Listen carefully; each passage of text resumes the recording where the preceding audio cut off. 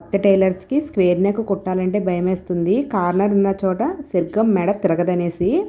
అయితే నేను మీకు ఈ వీడియోలో ఒక టిప్ అయితే చెప్తానండి.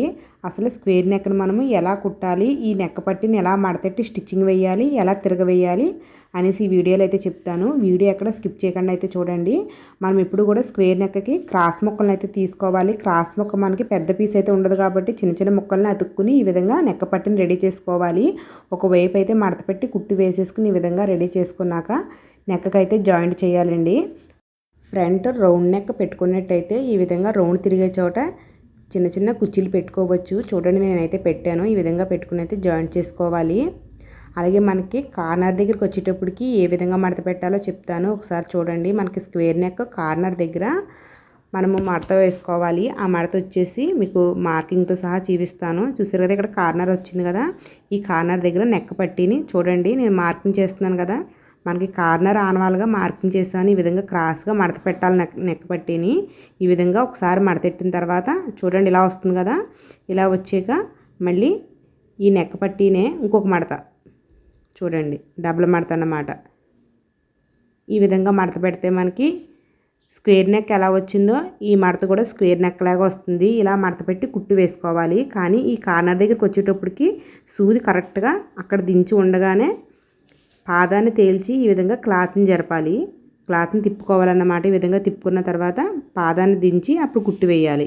ఈ విధంగా స్క్వేర్ నెక్ మీరు ప్రతి మూల కూడా ఇలాగే కుట్టాలి. ఇక్కడికి వచ్చేటప్పటికి ఒకసారి చూడొచ్చు, ఇక్కడ కూడా సేమ్ అంతేనండి. ఈ విధంగా కార్నర్ వస్తుంది కదా, ఈ కార్నర్ దగ్గర మనం నెక్ పట్టిని పట్టుకుని ఇలా క్రాస్గా మడత పెట్టాలి. ఒకసారి చూడండి, నేను మార్కింగ్ చేస్తున్నాను, అలా మడత పెట్టాలి. ఈ విధంగా 1 టైం మడత పెట్టి చూడండి, 1 టైం మడత పెట్టిన తర్వాత ఈ పైన మళ్ళీ ఇంకొక మడత వేయాలి. మీకు మార్కింగ్ చేసి చూపిస్తున్నాను తెలుస్తుందని. ఈ విధంగా మడత పెట్టి ఇంకొక మడత వేయాలన్నమాట. డబల్ మడత వస్తుంది ఇక్కడ చూడండి. ఇది మనకి పాదం కిందకు వచ్చి ఈ విధంగా పెట్టుకుని అప్పుడు పాదాన్ని దించుకోవాలి. కుట్టు వేసిన తర్వాత సూది దిగి ఉండగా పాదాన్ని తేల్చి ఈ విధంగా క్లాత్ని జరుపుకుని అప్పుడు పాదాన్ని దింపుకోవాలి. ఈ విధంగా దింపుకుని కుట్టు వేయాలి. ఈ కుట్టు కూడా మనం 1/4 ఇంచు లోపలికైతే వేసుకోవాలి. నీట్గా వేసుకోవాలి. మీరు ఫస్ట్ టైం కుడుతున్నట్టుగైతే కొద్దిగా స్లోగా కుట్టండి, ఫాస్ట్గా కుట్టకుండా అని. అలాగే మనకి షాలర్ కుట్టు ఉంటుంది కదా, ఈ కుట్టు వచ్చేసి బ్యాక్ పార్ట్ వైపుకి మడత ఉండేలా చూసుకోవాలి మనం ఈ నెక్ పట్టి జాయింట్ చేసేటప్పుడు. అప్పుడు మనకి షాలర్ దగ్గర ఫిట్టింగ్ బాగుంటుందండి. ఈ విధంగా నెక్ పట్టిని జాయింట్ చేసేసుకున్న తర్వాత రౌండ్ తిరిగే చోట అయితే మనము ఇలాగ చిన్న చిన్న కట్స్ పెట్టేసుకుంటాం కదా, అలాగే స్క్వేర్ నెక్ కూడా చిన్న చిన్న కట్స్ పెట్టుకోవాలి. అవి వచ్చేసి మనకు ఒకసారి చూడొచ్చు, ఈ కార్నర్ దగ్గర మనకి కుట్టు నీట్గా ఉండాలి. మనకి కార్నర్లో కుట్టు ఉంటుంది కదా, ఈ కార్నర్ దగ్గర చిన్న కట్స్ పెట్టుకోవాలి. ఈ వేసిన కుట్టు అయితే కట్ అవ్వకుండా మనము కుట్టు వారకల్లా ఈ కట్స్ పెట్టుకోవాలన్నమాట. మీకు ఇలా కట్ చేయడం ఇబ్బందిగా అనిపిస్తే మడత పెట్టేసి కూడా కటింగ్ చేయొచ్చు. ఒకసారి చూడండి, ఈ విధంగా మడత పెట్టి ఇలా కూడా చిన్న కట్స్ పెట్టుకోవచ్చు. ఇలా పెట్టుకుంటే మనకి కార్నర్ దగ్గరే సూదిగా పెట్టుకోవాలన్నమాట. ఒకసారి చూడండి, మీరు కత్తిరితోటి మామూలుగా కట్ చేస్తే ఇబ్బందిగా ఉంటే ఇలా మడత పెట్టి చూడండి. ఈ కార్నర్ని ఇలా మడత పెట్టాను, ఇలా మడత పెట్టి ఇలా కట్ చేస్తాను. ఇలా కట్ చేసేటప్పుడు మనం వేసిన కుట్టు అయితే కట్ అవ్వకూడదండి. మనం వేసిన కుట్టు కట్ అవ్వకుండా దాని వారకల్లా కట్ చేసుకోవాలి ఈ కార్నర్ దగ్గర. అప్పుడే మనకి స్క్వేర్ నెక్ బాగా తిరుగుతుంది. మీకు మార్కింగ్ చేసి చూపిస్తున్నాను చూడండి. నేను మార్కింగ్ చేశాను కదా, ఈ మార్కింగ్ లాగే రావాలి కట్స్ కూడా. అంటే కార్నర్లో మనకి ఈ విధంగా సూదుగా రావాలి.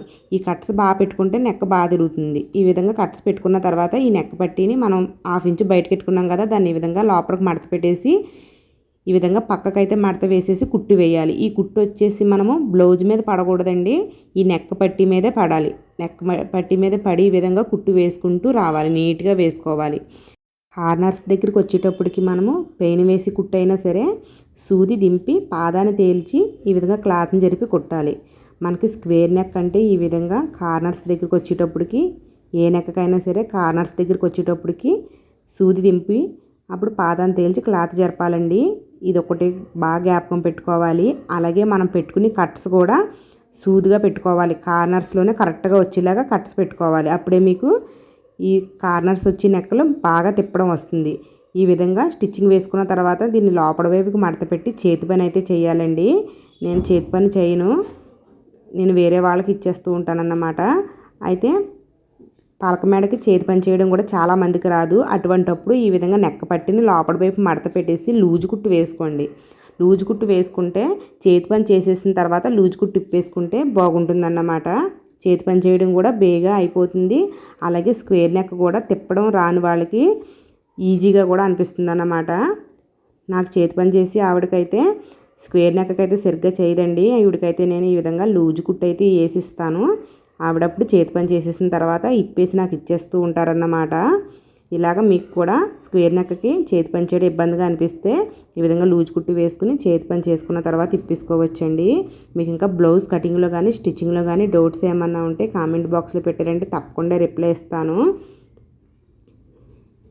ప్లీజ్ అండి వీడియో లైక్ చేయండి, ఛానల్ కూడా సబ్స్క్రైబ్ చేయండి.